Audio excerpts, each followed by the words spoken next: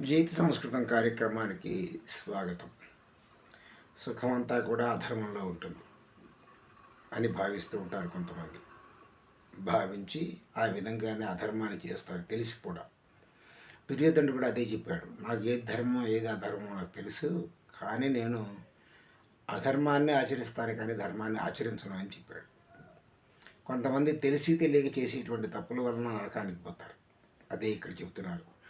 ధర్మ ప్రధానం పురుషం తపసాగత కిల్మిషం పరలోకం నయత్యాసు భాస్వంతం ఖశరీరణం అని చెబుతూ ఉన్నారు.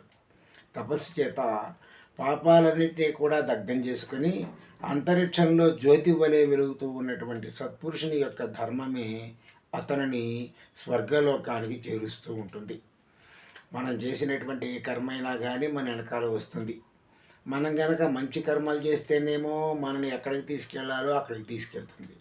మనం చేసేవన్నీ కూడా పాప కర్మలు అయితే పెద్దగా కష్టపడాల్సిన పని లేదు. అక్కడే ఎక్కడున్నావో అక్కడే నీకు శిక్షని విధించేటువంటి శక్తి కర్మలకు మాత్రమే ఉన్నది. మనకి ఎంత ఆస్తి ఉన్నా ఎంతమంది బంధువులు ఉన్నా అక్కడి దాకానే వస్తారు. అది అయిపోగానే వెనక్కి తిరిగి వెంటనే వెళ్ళిపోతారు. ఎవరు మన వెనకాల రారు. కానీ మన వెనకాల ఏం వస్తుంది?